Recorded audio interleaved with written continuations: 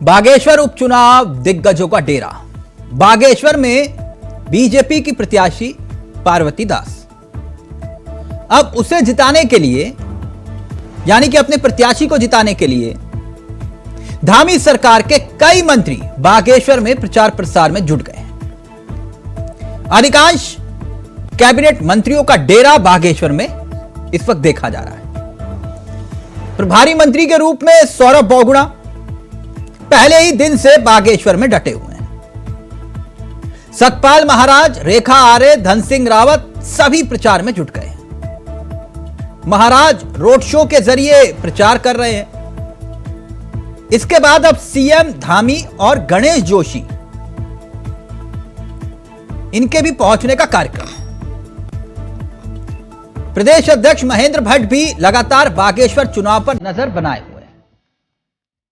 BJP की युवा मोर्चा और महिला मोर्चा की टीम भी बागेश्वर में डटी हुई है। यानी यह चुनाव बीजेपी के लिए लोकसभा चुनाव से पहले सेमीफाइनल का चुनाव बन गया है। वो होता ना, फाइनल से पहले सेमीफाइनल। हाईकमान ने भी उपचुनाव को बड़े मार्जिन से जीतने का टास्क दिया है, जिसे जीतने के लिए भाजपा ने पूरा जोर लगा दिया है। ऐसा नहीं है कि सिर्फ भाजपा ने। बागेश्वर उपचुनाव में कांग्रेस बीजेपी को पूरी टक्कर दे रही है। कोशिश में है कि इस चुनाव को हल्के में ना लिया जाए, क्योंकि आला कमान सख्त हिदायत दे चुका है कि गुटबाजी खत्म करो, एक साथ एक मंच पर आओ। ढोल नगाड़ों के साथ हरीश रावत बागेश्वर पहुंचते हैं। कांग्रेस बीजेपी को हराकर इतिहास बनाने की ख्वाहिश पाले हुए है।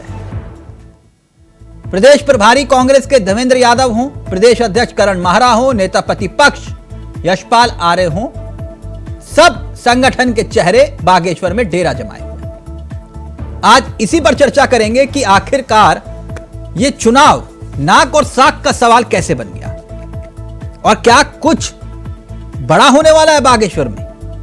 पहले ये रिपोर्ट देखिए और फिर सीधा रुख करेंगे अपने मेहमानों की तरफ। हमारे साथ जुड़ेंगे तमाम मेहमान, लेकिन पहले इस रिपोर्ट पर गौर करें। बागेश्वर के चुनाव में किसको अरमानों का बाग खिलेगा, इसके नतीजे पर समूचे उत्तराखंड की नजर है, क्योंकि जैसे जैसे चुनाव की तारीख नजदीक आ रही है, बीजेपी की कोशिश है कि प्रचार अभियान को और धार देने की। भाजपा का हर मंत्री, हर नेता, हर विधायक यानी आम से लेकर खास चुनावी प्रचार में जुटा है। ख्वाहिश ये कि ये दिवंगत मंत्री चंदनराम दास के निधन से खाली हुई सीट पर हर हाल में कब्जा जमाना है।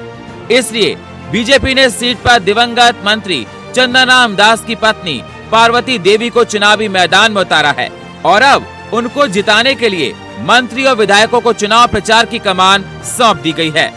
बीते रोज कैबिनेट मंत्री सौरभ बहुगुणा के साथ साथ पर्यटन मंत्री सतपाल महाराज, खेल मंत्री रेखा आर्य, स्वास्थ्य मंत्री धन सिंह रावत भी बागेश्वर में चुनाव प्रचार की कमान संभाल चुके हैं और आने वाले दिनों में कैबिनेट मंत्री गणेश जोशी, सुबोध उनियाल और प्रेमचंद अग्रवाल भी मुख्यमंत्री के साथ साथ बागेश्वर विधानसभा सीट के तमाम क्षेत्रों में चुनाव प्रचार करते हुए नजर आएंगे। जबकि कांग्रेस की तरफ से प्रदेश अध्यक्ष करण माहरा, नेता प्रतिपक्ष यशपाल आर्य, प्रदेश प्रभारी देवेंद्र यादव, पूर्व प्रदेश अध्यक्ष प्रीतम सिंह, पूर्व मुख्यमंत्री हरीश रावत बागेश्वर में चुनाव प्रचार करते हुए नजर आ रहे हैं।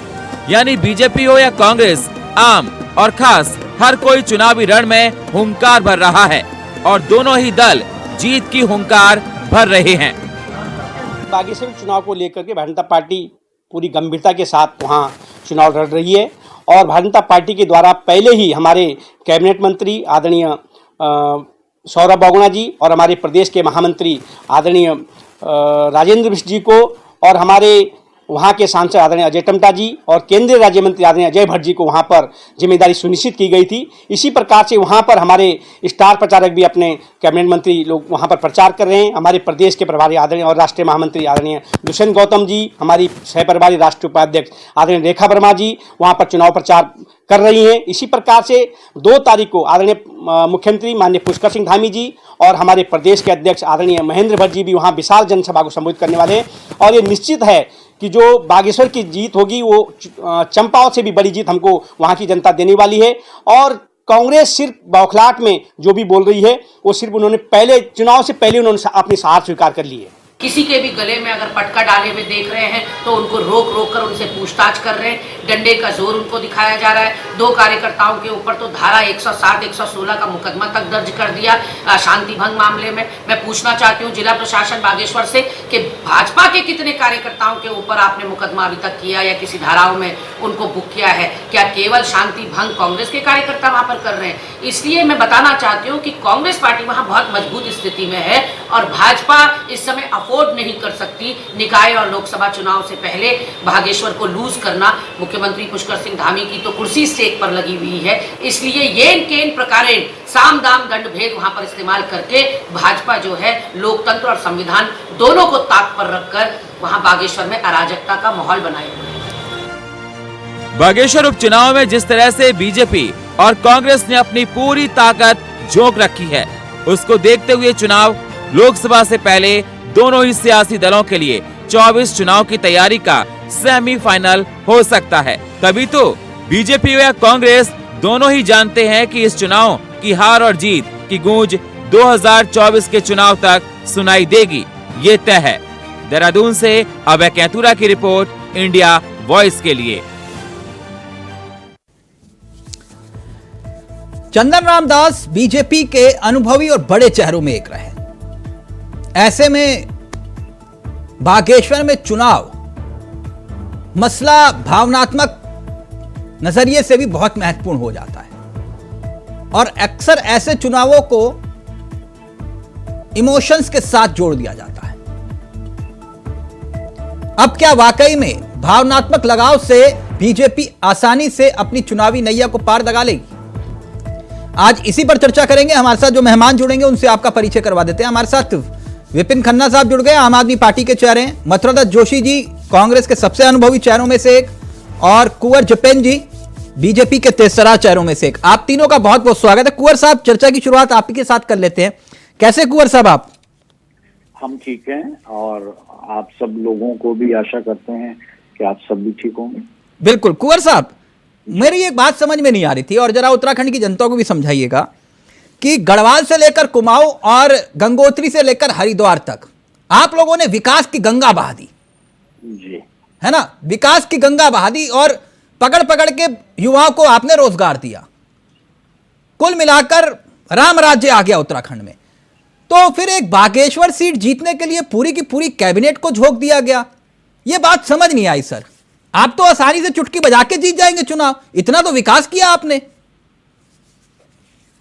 तिलक जी, हम एक लोकतांत्रिक व्यवस्था में काम करते हैं सभी लोग। ये देश हमारा लोकतांत्रिक मर्यादाओं से बंधा हुआ देश है। और आज अगर सवाल ये सिर्फ उत्तराखंड की एक विधानसभा सीट के उपचुनाव की नहीं है, अनेकों राज्यों में देश में चाहे संसदीय सीट के ऊपर कहीं लोकसभा चुनाव हुए या विधानसभाओं के ऊपर स्टेट असेंबलीज में कोई उपचुनाव हुआ, तो निश्चित तौर पर विपक्ष भी उसमें अपनी पूरी ताकत लगाता है और सत्ता पक्ष भी लगाता है। नहीं, आप ताकत लगाइए, मुझे कोई दिक्कत नहीं है। आप लोग तो वैसे भी 365 दिन चुनावी मूड में रहते हैं।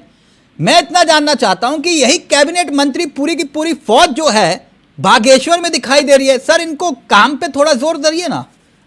आप लोगों को तो विकास एजेंडा है ना, तो मैं ये जानना चाह रहा हूं। चुनाव तो आप जीत जाएंगे, दाएं हाथ का खेल आपके लिए। आज देखिए, सवाल चुनाव जीतने का या हारने का नहीं है। हाँ।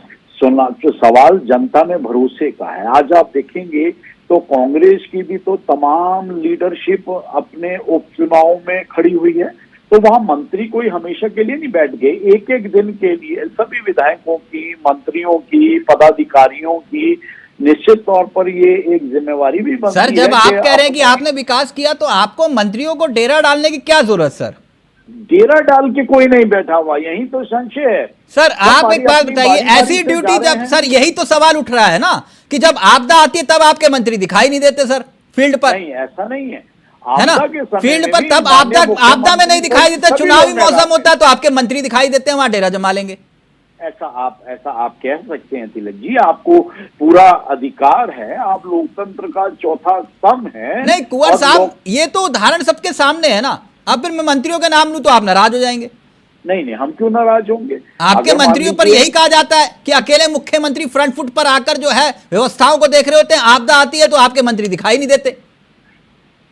भारतीय जनता पार्टी कार्यकर्ता आधारित पार्टी है और यहाँ प्रत्येक कार्यकर्ता नीचे से नीचे और बड़े से बड़े पद के ऊपर रहते हुए काम करता है। उसे जब जो जिम्मेवारी मिलती है वो उसका निर्वाह करता है।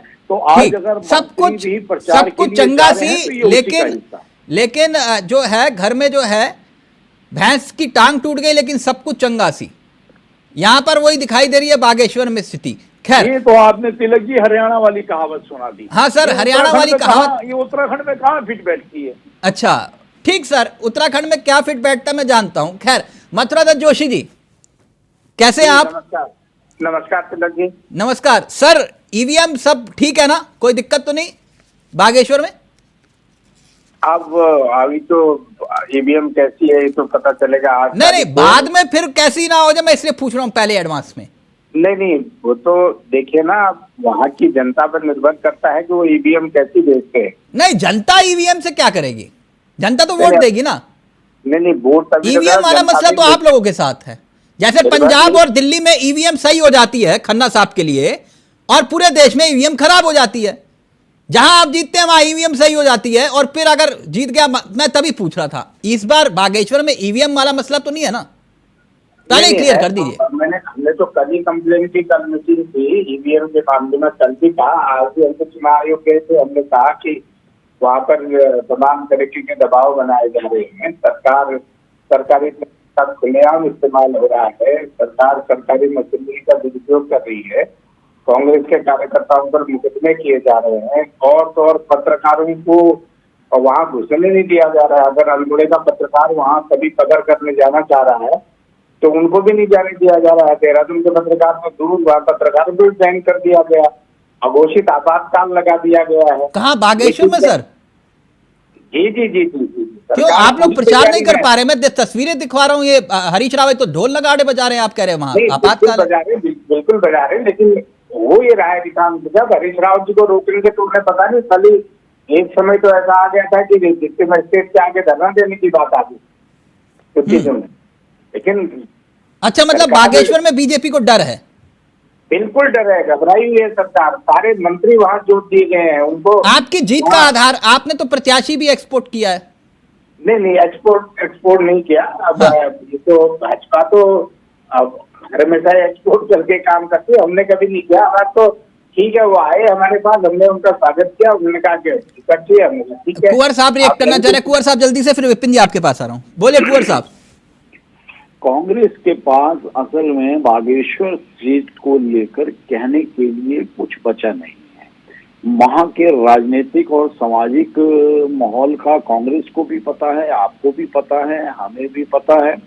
और जिस तरह से आज कांग्रेस को प्रत्याशी भी उधार लेना पड़ा, या उसमें एक ऐसे राजनीतिक दल का साथ लेना पड़ा कि जिस राजनीतिक दल के कामों को लेकर आज पूरे देश में नहीं, प्रत्याशी उधार देना पड़ा मतलब जोशी जी? नहीं, अब ये तो यही बताएंगे प्रत्याशी तो इनको उधार देना पड़ा है। तो वंशवाद की बात करते हैं, परिवारवाद की बात करते हैं, परिवार से उठा के टिकट दिया, बताओ कभी लड़के नहीं, वो तो आप भी देते हैं ना सर, वो दे रहे हैं, आप भी तो देते हो। नहीं, आरोप तो ये लगाते हैं साहब, हमने कभी आरोप नहीं लगाया। हाँ। इन्होंने तो कभी लड़के को देते हैं, कभी औरत को देते हैं, कभी महिला को देते हैं, कभी पत्नी को देते हैं।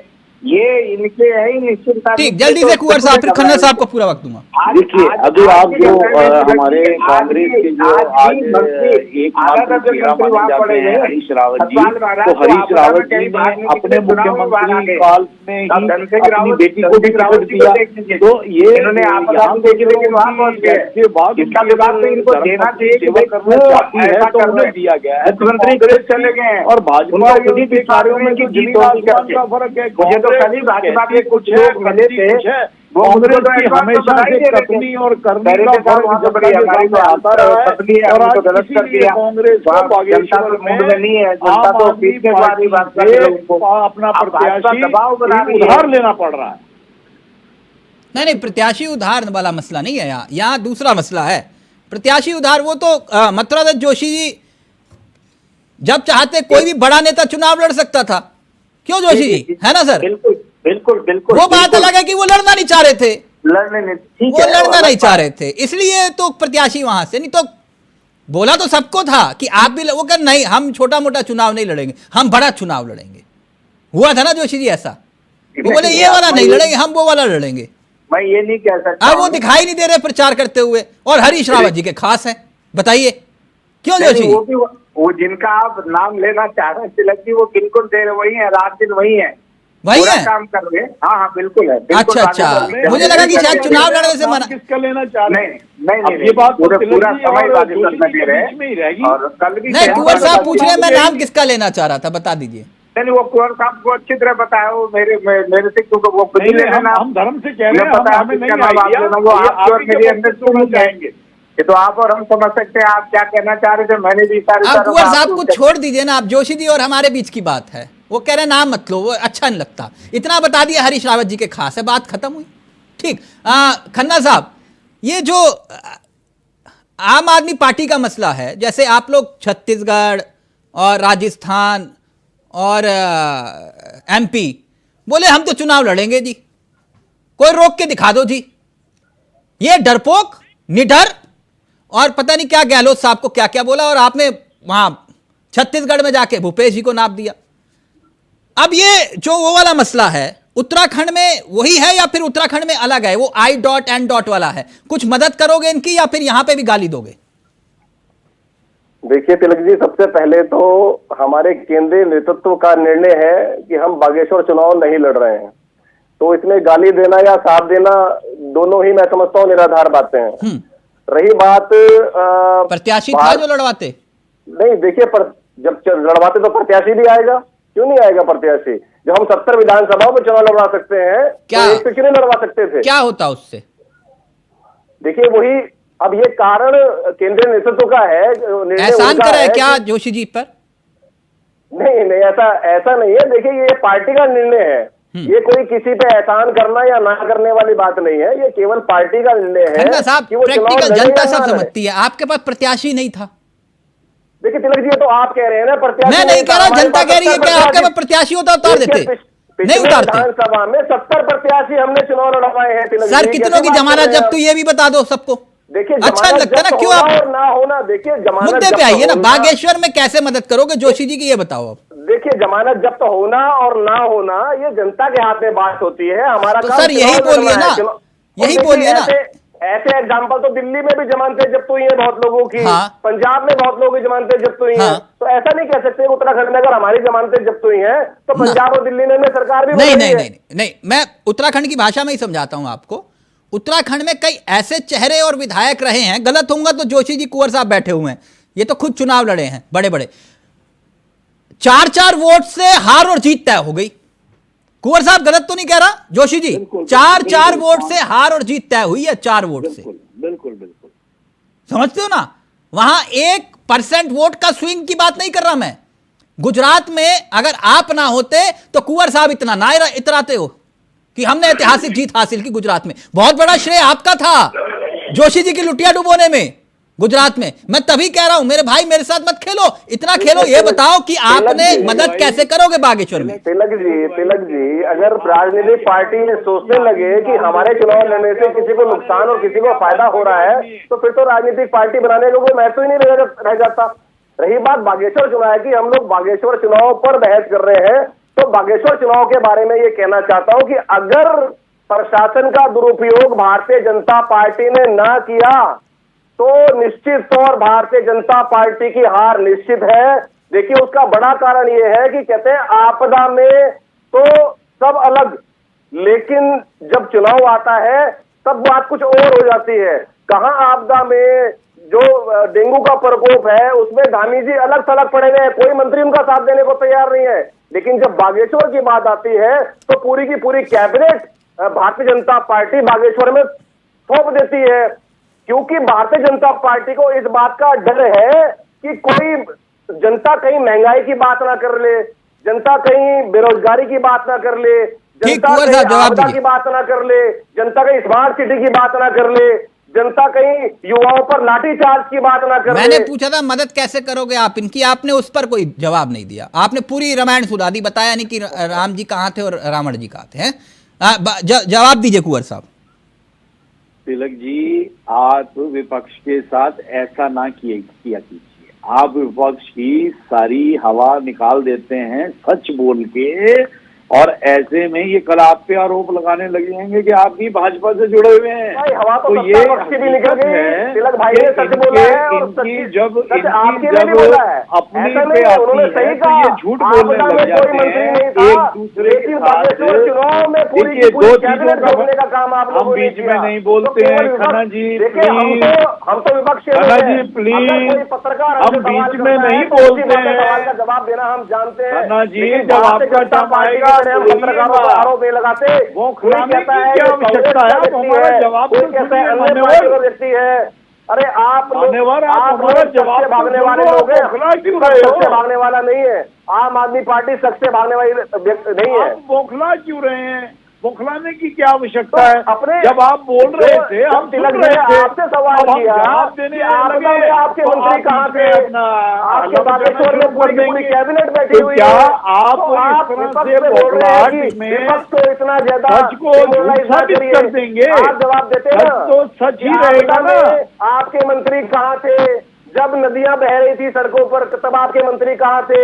आज डेंगू के प्रकोप से पूरा उत्तराखंड का घर घर बच्चा बच्चा जो है बीमार पड़ा हुआ है। आपके मंत्री कहाँ है? केवल बागेश्वर चुनाव नजर आ रहा है। आपको केवल और केवल वोट की राजनीति करनी है। जनता से आपका कोई सरोकार नहीं है। जनता की समस्याओं से आपका कोई सरोकार नहीं है। एक बात, एक मिनट, ये कुंवर साहब, ये जो बागेश्वर चुनाव है, ठीक है, आप लोग कह रहे हैं, जोशी जी कह रहे हैं हम लोग सीरियसली लड़ रहे हैं, दिखाई दे रहा है, लेकिन इसी उत्तराखंड ने कोटद्वार भी देखा, इसी उत्तराखंड ने खटीमा भी देखा, इसी उत्तराखंड ने लाल कुआं के मिजाज को भी देखा, डोईवाला के मिजाज को भी देखा।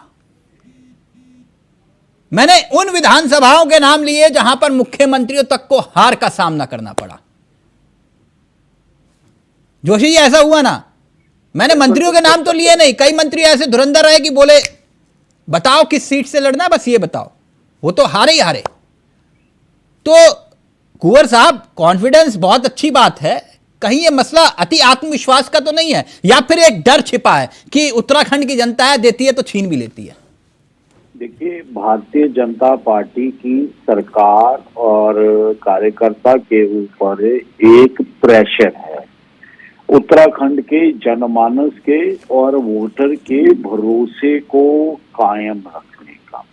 जब सिर्फ सत्ता लोलुपता के लिए राजनीति होती है ना, तो वो निरंतर बहुत लंबा समय हमने देखा, 47 से बाद से लेकर आपका 2014 से पहले तक के, और उससे पहले हमने दिल्ली के अंदर आम आदमी पार्टी का भी एक चुनावी एजेंडा हमने देखा कि किस तरह अन्ना जी के राष्ट्रीय आंदोलन को कैप्चर कर गए, उनकी इच्छा के विरुद्ध जाकर एक राजनीतिक मंच, ठीक है वो एक इच्छा हो सकती है, नहीं, मैं कह रहा हूं कि यहाँ ये डर है या अति आत्मविश्वास है, मसला ये है। यहाँ अगर कुछ है तो केवल ये तिरंगा है, इसके मान सम्मान और इसके झंडे के नीचे रहने वाले जितने हमारे इंडिया का झंडा आप लोग खाया, अच्छी बात है, और ये इंडिया का झंडा ही उत्तराखंड का झंडा है, क्योंकि हम एक सैनिक बहुल प्रदेश में रहते हैं। नहीं, बहुत अच्छी बात है। नहीं, आप देखिए, आप यहाँ पर भी भावनात्मक कार्ड खेल रहे हैं। मैं इतना जानना चाह रहा हूँ कुंवर साहब की ये विश्वास, अति आत्मविश्वास क्या चक्कर है, या डर है कि पूरी की पूरी कैबिनेट को झोंक दो, आपकी भी ड्यूटी, जाओ जितवा के लाओ? आप इसे अति आत्मविश्वास का नाम देना चाहते हैं तो हम इसे ऐसे सहज रूप में ले सकते हैं कि जनता के प्रति भरोसा और जनता के भरोसे को कायम रखने की जोशी जी, जो वर्ड्स ऑफ ऑनर फैक्टर क्या है? आज बागेश्वर को लेकर आप लोग ने पूरी ताकत झोंक दी, बहुत अच्छी बात है। मतलब कांग्रेस संगठन से हैं, आप अच्छा चुनाव लड़िए, हमारी शुभकामनाएं। लेकिन जोशी जी, क्या वजह क्या है? आपको क्या लगता है कि जनता जो है, ये कह रहे हैं एक भावनात्मक मसला चंदन राम दास जी का, दूसरा ये कि पूरी की पूरी कैबिनेट सरकार वहां पर, फिर भी आप कह रहे हो कि नहीं? नहीं, सबसे पहले तो तिलक जी, हमको आपके आशीर्वाद की आवश्यकता है। आप लोगों पर ही आप लोगों के हितों पर कुठाराघात हो रहा बागेश्वर में। आप लोगों की अभिव्यक्ति की स्वतंत्रता को छीना जा रहा है, पत्रकारों को नहीं घुसने दिया जा रहा है, और सरकार निश्चित रूप से घबराहट में है। सारे मंत्री, जैसा पहले ही कहा मैंने, खन्ना जी ने भी कहा कि जो मंत्री सड़क में जलभराव देखने नहीं आए, बाढ़ राहत देखने नहीं आए, पर्वतीय क्षेत्रों में मार्ग अवरुद्ध हो गए उनको देखने नहीं आए, आज बागेश्वर में जरूर रात और दिन एक कर रहे हैं, धूल फांक रहे हैं, तो गाँव जा रहे हैं। क्यों जा रहे हैं? अगर इतना ही बड़ा आपको आत्मविश्वास था और इतनी बड़ी आपको सहानुभूति थी, या आप उसको सिंपैथी कार्ड खेलना चाहते हैं, तो छोड़ देते ना, उनके परिवार पे छोड़ देते, उन्हीं को लड़ा। या दूसरा व्यक्ति तुम्हारे पास था ही नहीं चुनाव लड़ने के लिए, आप भावनात्मक कार्ड खेलना चाहते हैं। लेकिन बागेश्वर की जनता बिल्कुल भावुक है। वो तो क्रांतिकारी धरती है। आप देख लीजिए, 1921 में अंग्रेजों को भगाने के लिए भी उसी धरती से कुली बेकार प्रसाद। यानी आप ये कह रहे कोई फर्क नहीं पड़ेगा? बिल्कुल फर्क नहीं पड़ेगा। वहां की जनता बिल्कुल इनको भगाएगी और इनको पता चल जाएगा क्या होता है चुनाव। देख लीजिए, कितने ही पैसे बहा दें। खन्ना साहब, लगता है आपको कांग्रेस जीत जाएगी? निश्चित रूप से जीतेगी, मैं बिल्कुल विश्वास के साथ नहीं, आपको कह रहा हूं। एक मिनट सर, एक मिनट।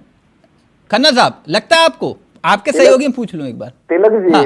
देखिए तिलक जी, सहयोगी वाली बात ना करिए आप। क्यों? आप नहीं, हम तो कहीं सहयोग नहीं कर रहे हैं। आपको कहाँ दिख रहा है सहयोग करते हुए? तिलक जी, मैंने आपको पहले कहा ना, अगर भारतीय जनता पार्टी प्रशासनिक मशीनरी का दुरुपयोग नहीं करेगी तो निश्चित तौर से भारतीय जनता पार्टी की हार होगी। अभी हमारे जितेंद्र भाई ने कहा, आप सहयोग कैसे करो, मैंने ये पूछा था। आप कह रहे हो हम सहयोग भी नहीं कर रहे हैं, यानी मैं मान लूं आप ना 3 में ना 13 में। देखिए तिलक जी, जब हम चुनाव में नहीं है तो हम 3 में या 13 में कैसे रह सकते हैं? सर 4 वोट तो दिलवा दो, 4 वोट से भी बहुत कुछ हो जाता है। यहाँ जाके हाथ ही तो जोड़ना है कि भैया हम भी आम आदमी पार्टी से हैं, इतना तो कर सकते हो ना। देखिए तिलक जी, जिस हिसाब से भारतीय जनता पार्टी के प्रवक्ता कह रहे हैं कि जनता का भरोसा, आप तो खन्ना साहब देखिए, अब मुकदमों से डर रहे हो तो फिर राजनीति छोड़ दो। हम कहा तिलक जी, आप ये कह रहे हो कि भैया मुकदमा ठोक देंगे हमारे ऊपर, हम तो घर से बाहर ना निकलेंगे जी, ट्वीट कर देंगे हमने सहयोग कर दिया, बस बात खत्म। अब जोशी जी भी खुश कह रहे थे कि हमें सहयोग कर दिया, प्रत्याशी अलग से दे दिया। आम आदमी पार्टी के लोग कभी मुकदमों से डरते नहीं है, और बहुत से मुकदमे भारतीय जनता ने नहीं, वो तो हम जानते हैं सर, आप तो जेल में जाने से भी डरते हैं ना। पहले सबको भगत सिंह डिक्लेयर कर दो, ये भगत सिंह, ये चंद्रशेखर आजाद, और फिर पूछे तो बोले भैया नहीं। गजब कहानी। भारतीय जनता पार्टी की अच्छा चलिए आराम से, गुस्सा मत करिए। चलते चलते कुंवर साहब जो हैं, अब की बार कुंवर साहब बागेश्वर में कितने पार? देखिए, बागेश्वर का चुनाव भारतीय जनता पार्टी रिकॉर्ड मतों से नहीं, वो रिकॉर्ड मत, आप लोग कहते हो ना इतने पार इतने पार इतने पार, तो इसलिए पूछ रहा हूँ कितने पार। देखिए, हम चंपावत का रिकॉर्ड निश्चित तौर पर माननीय मुख्यमंत्री जी रिकॉर्ड मतों से जीते थे, उस रिकॉर्ड को भी हमें लगता है तोड़ देंगे। कार्यकर्ताओं का रुझान है और जिस तरह से कार्यकर्ताओं का उत्साह निकल कर आ रहा है, तो हाँ, रिकॉर्ड तोड़ने से याद आया, क्योंकि जोशी जी ने कहा था, चलते चलते वो वाक्य भी बता देता हूँ सर। सितारगंज में भी एक रिकॉर्ड टूटा था उपचुनाव में, और तब कुंवर जी की पार्टी कह रही थी कि प्रशासन का दुरुपयोग हुआ था। तब कौन चुनाव लड़ रहा था जोशी जी? बहुगुणा जी। ठीक, बहुगुणा जी चुनाव लड़ रहे थे वहां, तब भी प्रशासन के दुरुपयोग के आरोप लगे थे। एक झंडा नहीं था प्रकाश पंत जी के लिए वहां पर भाजपा का, तब ये कह रहे थे झंडा ही नहीं लगाने दे रहे। मैं देखा वहां जोशी जी, मैंने देखा, मैंने सुना नहीं, देखा। जी। और अब पत्रकारों की बात करो सर, वहां तो नाम लिखे गए थे, किस पत्रकार ने सवाल पूछा, शुक्र करो आ गए हम भी। ठीक, तो ये तो सत्ता है सर, सवाल आपसे भी थे जब सत्ता में थे, इनसे भी हैं। लेकिन आने से नहीं रोका होगा तिलक जी। ठीक, आने से नहीं रोका कभी पत्रकारों को। ठीक, जिस दिन आप चाहेंगे इंडिया वॉइस की टीम आपके साथ बागेश्वर चल लेगी, जिस दिन आप बोलेंगे। ठीक sir, thank you so much, बहुत बहुत शुक्रिया। कुंवर साहब आपका भी, जोशी जी आपका भी, खन्ना साहब आपका भी। तो फिलहाल मुझे दीजिए इजाजत, उपचुनाव में अभी देखिए आगे आगे होता है क्या। नमस्कार, जय हिंद, जय भारत, जय उत्तराखंड।